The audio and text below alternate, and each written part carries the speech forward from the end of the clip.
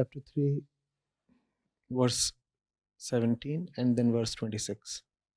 The man who rejoices only in the self and is satisfied with the self and is contented only in the self, for him there is no duty to perform.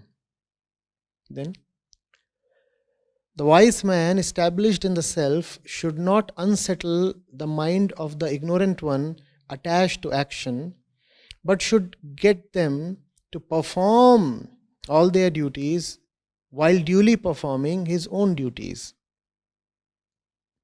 Even here the translation is not really accurate, but we'll go with it.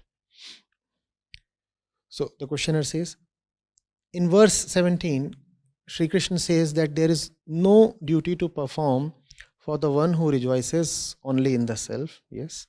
Yet when we look at the greats like Mahavir, Buddha or Kabir Sahib, they took huge steps to dispel the darkness of man's mind as if they were performing an undeclared duty. And in verse 26, Sri Krishna again refers to the wise one and says that he should get others to perform all their duties, duly performing his own too.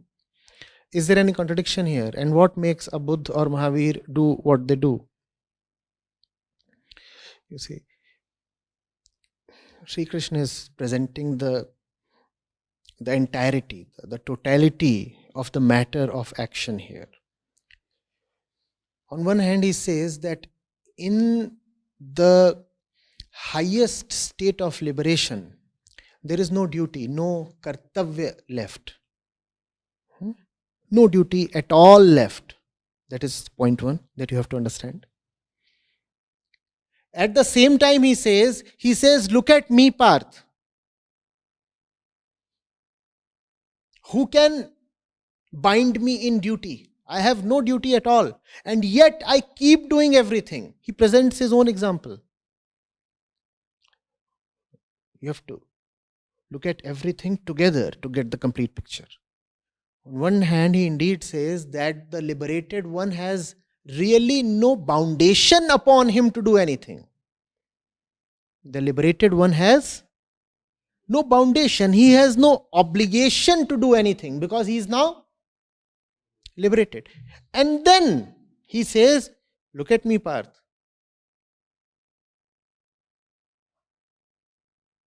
I keep on doing stuff day in and day out. And he devotes a couple of verses elaborating how much he does. He says, if I do not do things, this entire world will collapse. So I do more than anybody else. People work in their limited ways. Look at me, Arjun. I work in an unlimited way. My labor knows no limits. Nobody works harder than I do. Arjun is puzzled. But sir, didn't you just say that the liberated one has no duties left to perform? Why do you act then? Shri Krishna just smiles. He says, if you could understand that much, why would you need the Geeta? So, the common folk has duties because he is not liberated. And the liberated one puts duties upon himself because he is liberated. What is this? That's the way this is. The one in shackles has to bear kartavya or duties as punishment. You will have to live within your duties because you are not liberated. This is your punishment. And the liberated one loads himself with duties not because he is full of passion towards the world, but because he has compassion. Sri Krishna tells Arjun, the Jnani, the realized one, should work, or rather works, in an outwardly way, in a worldly way, just as the ignorant one does. These are very beautiful verses. All the chapters of the Gita are wonderful, but chapter 3 probably stands the tallest.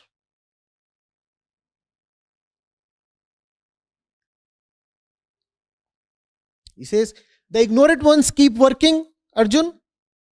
In a similar way, the realized one should also keep working.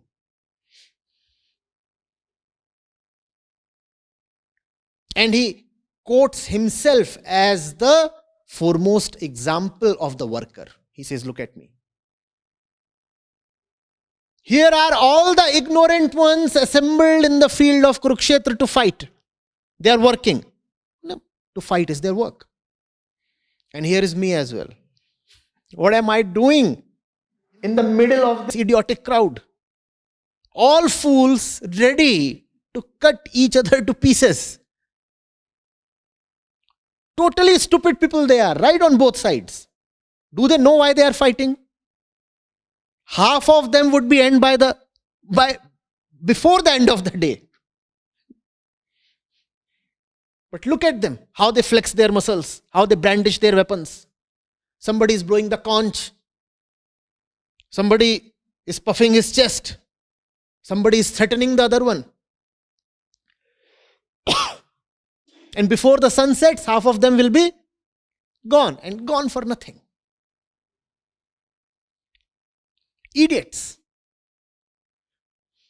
And in the middle of this crowd, who is standing as a mere charioteer?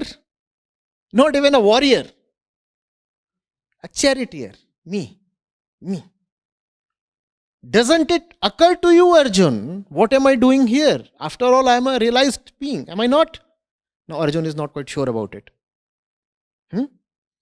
Till Krishna displays to him what is commonly known as the Virat Roop. But Krishna is asking, what am I doing here? They are fighting because they are ignorant.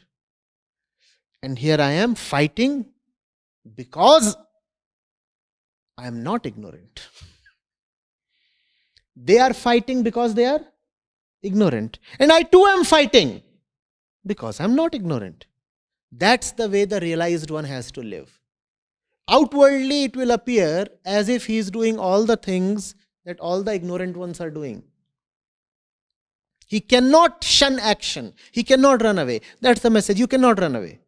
They are fighting, you too fight. But they are fighting from their darkness, you fight from your light. You cannot run away. Shunning action is not possible. You have to fight. The world is the battlefield. To be born is to be born as a warrior. To be born is to be born with weapons and armor. What to do?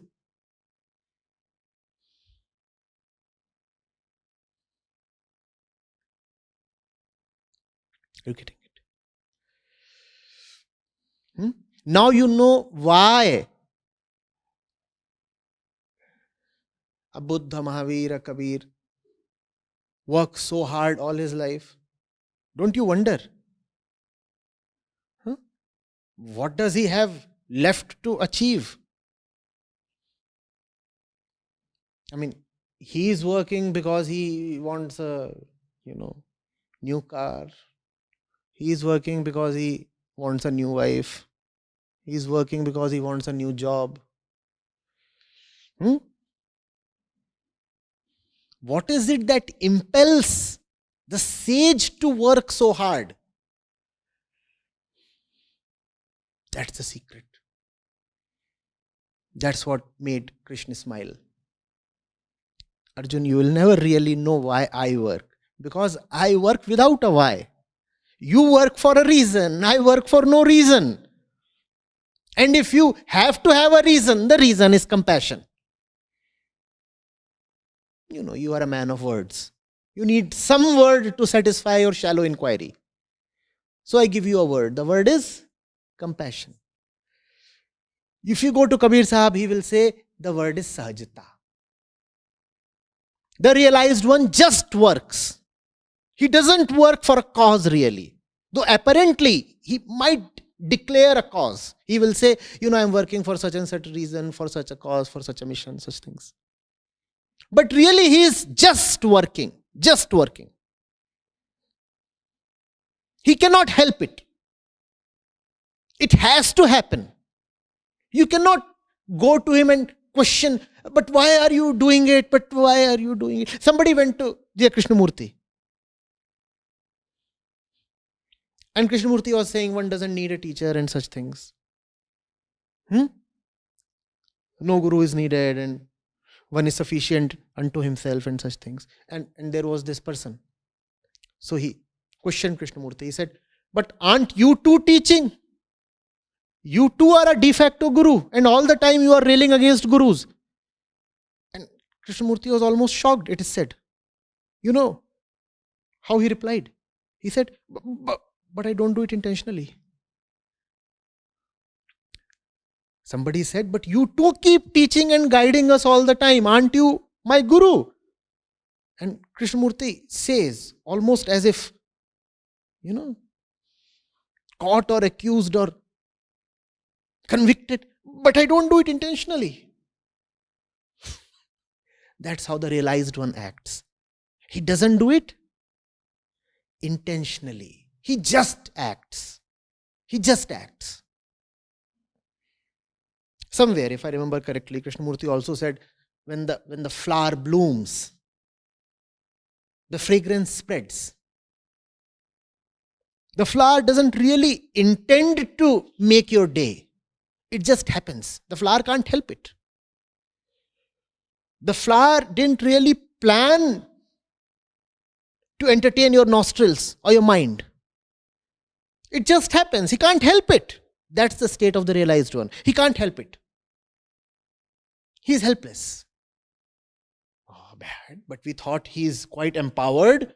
We thought if you are realized, then you are all in control of yourself. Oh no, not at all. Rather, what you call as realization is about losing all self-control.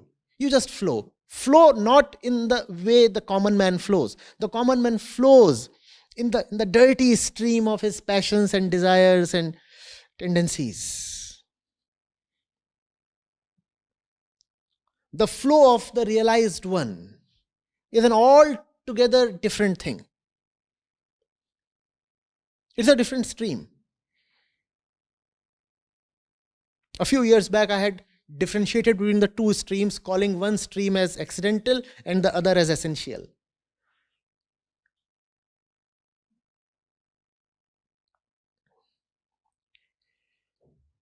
you getting it?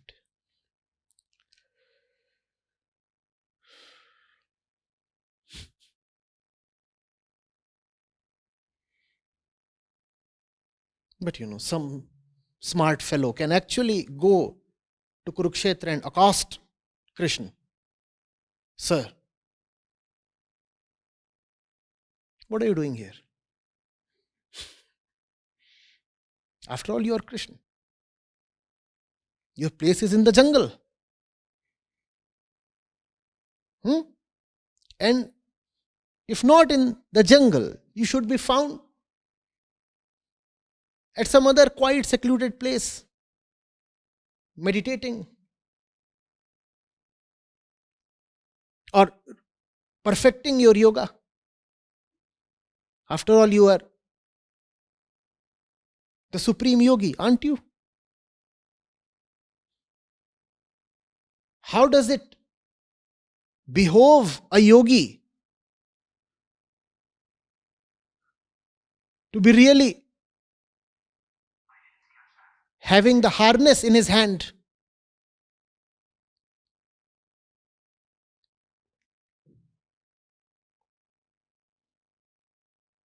Hmm?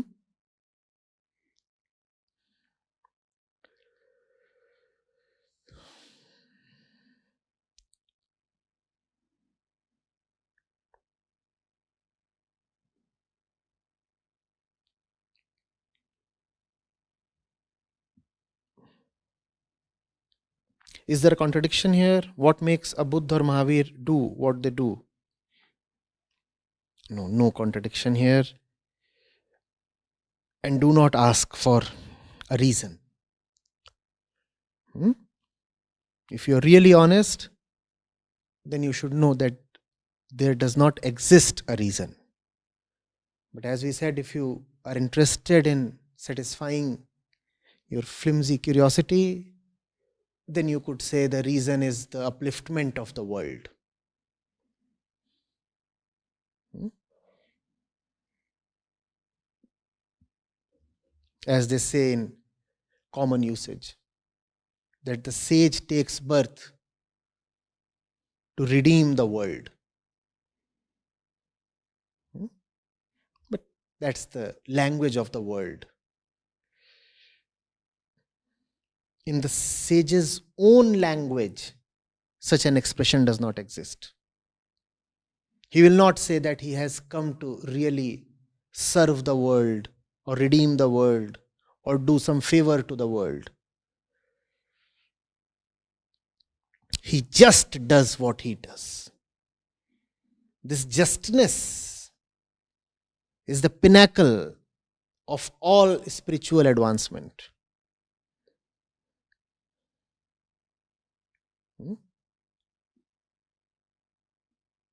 Sahajata. Even Krishna does not really disclose to Arjun why he runs the entire world or maintains the Prakritic order. He does not disclose. He just says, I do that. I do that. And Arjun is probably not,